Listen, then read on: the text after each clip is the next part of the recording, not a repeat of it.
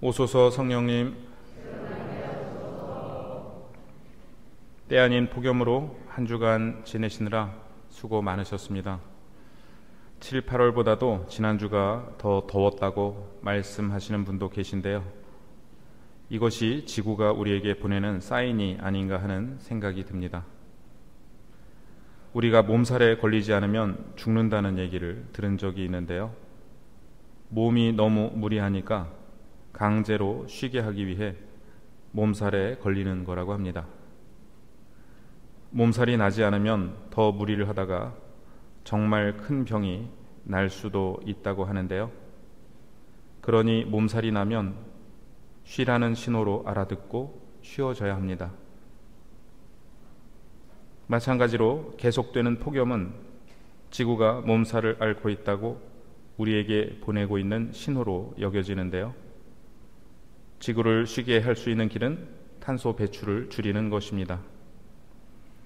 탄소 중립은 더 이상 선택이 아니라 필수 사항입니다. 지난주 발표된 우리 본당에 대한 에너지 진단 결과를 바탕으로 우리가 나아갈 길을 함께 논의해 나가겠습니다. 이제 수능이 2달 남았는데요. 한 수험생이 큰 시험을 앞두고 긴장돼서 엄마한테 얘기했답니다. 엄마, 나 너무 긴장돼서 공부가 안 돼. 엄마가 말했습니다. 그러면 제 뜻대로 마시고 당신 뜻대로 하소서라고 기도해봐. 그러자 이 학생이 소리쳤습니다. 싫어. 그러다가 진짜로 자기 뜻대로 하면 어떡해.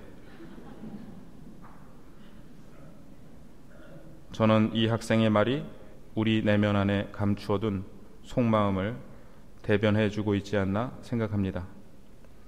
우리는 아버지의 뜻이 하늘에서와 같이 땅에서도 이루어지소서라고 하루에도 몇 번이나 기도합니다.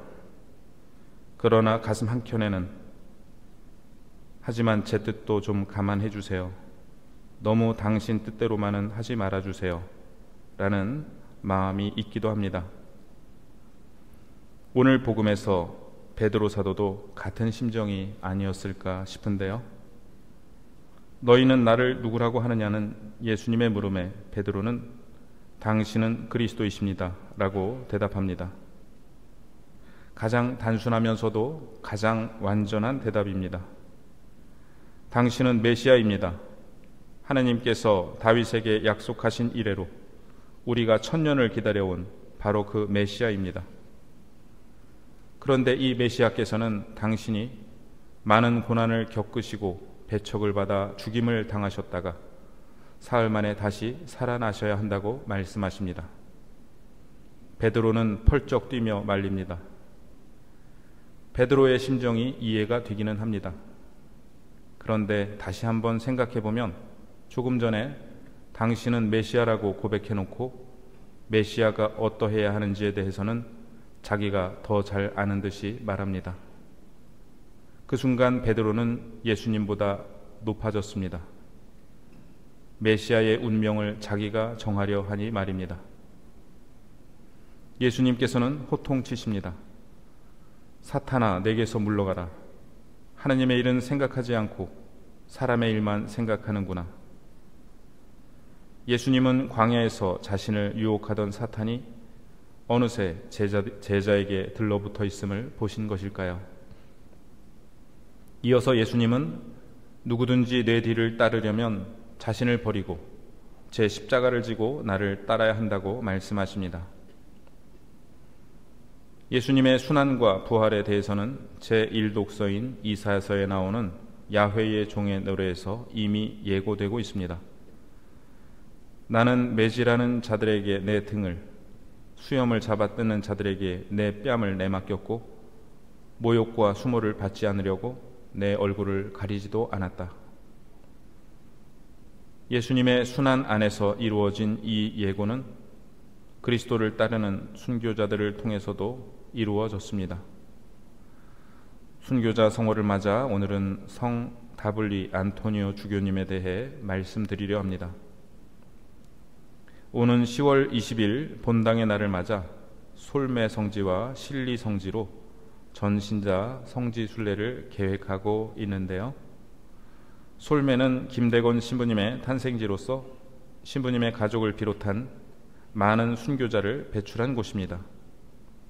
한편 신리는 한때 마을 사람 전체가 천주교 신자로 이루어진 교촌이었는데요.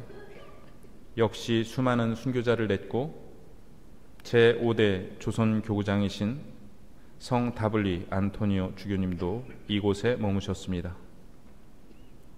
다블리 성인은 1818년 프랑스 아미eng의 유복한 집안에서 태어나셨고 23살에 사제 서품을 받으셨습니다.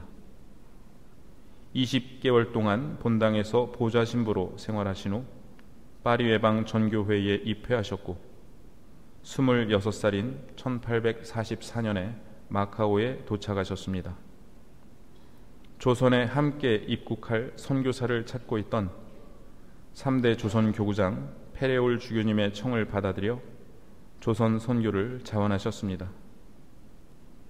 페레올 주교님과 다블리 신부님은 중국 상하이에서 봉헌된 김대건 신부님의 서품 미사에 참례하신 후 김대건 신부님과 함께 조선에 입국하십니다. 그러나 1846년 김대건 신부님이 순교하시자 두 분은 여러 곳으로 피신하며 갖은 고초를 겪으셨습니다. 평소 몸이 약했던 다블리 성인은 최영업 신부님으로부터 병자 성사를 받으시기도 했습니다. 1857년 주교로 서품되신 다블리 성인은 조선 교회사와 순교자들에 대한 방대한 자료를 정리하셨는데 이것이 후에 달래 신부가 쓴 책 한국 천주교회사의 바탕이 됩니다. 1866년 병인 박해가 일어나고 제4대 교구장 성 베르네 주교님이 세남터에서 순교하시자 다블리 주교님은 제5대 조선 교구장이 되시지만 베르네 주교님이 순교하신 지 4일 만에 다블리 주교님도 체포되십니다. 1866년 3월 30일로 처형 일자가 정해졌습니다. 이날은 마침 주님 순환 성금요일이었습니다. 그런데 처형일이 연기될 기미가 보이자 다블리 성인은 성금요일에 죽게 해달라고 간곡히 부탁하셨습니다. 결국 보령 갈매못 성지에서 오메트르 신부님, 위행 신부님, 황석두루카, 장주기 요셉과 함께 처형되셨고 5분은 1984년에 103위 시성식을 통해 성인품에 오르셨습니다. 프랑스 선교사로서는 매우 오랫동안 21년이라는 긴 세월 동안 조선에서 사목하시면서 다블리 주교님은 많은 저서를 남기셨는데 그 중에는 가족들에게 보내는 편지가 69통 있습니다. 1년에 평균 서너 통씩을 쓰셨는데요. 많은 편지가 예수님을 소유한 사람은 모든 것을 소유한 것이라는 말로 시작되고 있습니다. 1845년 10월 12일 조선에 입국하신 후 10월 말에 부모님께 처음으로 편지를 쓰셨는데 조선에 입국하여 매우 기쁘다는 말씀과 함께 당신이 건강함으로 염려하지 말라는 말씀을 하셨습니다. 부모님이 걱정하실까봐 27살 청년이 애교스러운 표현을 많이 하고 계시다는 느낌이 드는 편지입니다. 그로부터 며칠 뒤 미처 못 다드린 말씀이 있다는 듯 두 번째 편지를 쓰셨습니다.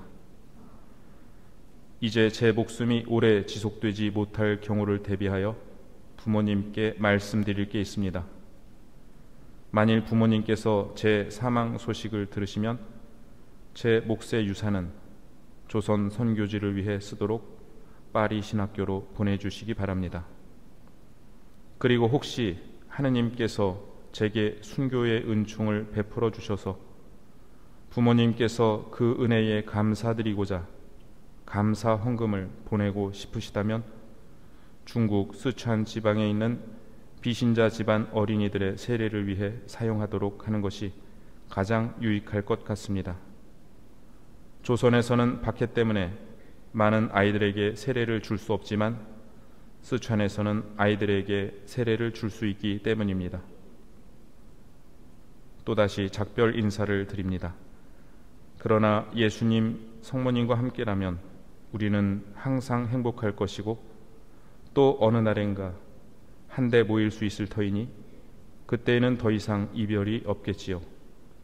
저는 이 세상에서나 저 세상에서나 부모님을 지극히 공경하며 사랑하는 아들입니다. 이 편지를 읽고 예수님의 순한 예고가 떠올랐습니다. 예수님의 길을 따르신 순교자들 역시 당신들의 순환을 각오하고 언제가 될지 모르는 순교를 준비하고 있었습니다. 오늘날 한국 천주교회는 다른 종교에 비해 기복신앙이 덜한 편이라고들 말합니다. 순교자들 덕분입니다. 순교자들은 하느님을 믿는다는 것이 어떤 것인지를 우리에게 목숨으로 증거해 주셨습니다. 참으로 하느님을 사랑하고 참으로 이웃을 사랑하는 그 자체가 영원한 생명에 이르게 하는 보상이라는 것을 보여주셨습니다. 예수님을 소유한 사람이 모든 것을 소유한 것이라는 진리를 삶과 죽음으로 보여주셨습니다. 대전교구는 다블리 주교님께서 한국 교회를 위해 헌신해 주신 은혜에 감사드리며 그 답례로 다블리 주교님의 고향인 프랑스 아미엥 교구에 사제를 파견하고 있습니다. 젊은 신부님들이 프랑스에 가셔서 10년을 봉사하고 오시는 모습은 제게 큰 가르침을 줍니다. 우리는 오늘날 어떤 방식으로 순교자들을 본받을 수 있을까요? 오늘 제2 독서의 말씀이 마치 순교자들께서 우리에게 하시는 말씀처럼 다가옵니다. 믿음의 실천이 없으면 그러한 믿음은 죽은 것입니다. 나에게 실천 없는 그대의 믿음을 보여주십시오. 나는 실천으로 나의 믿음을 보여주겠습니다.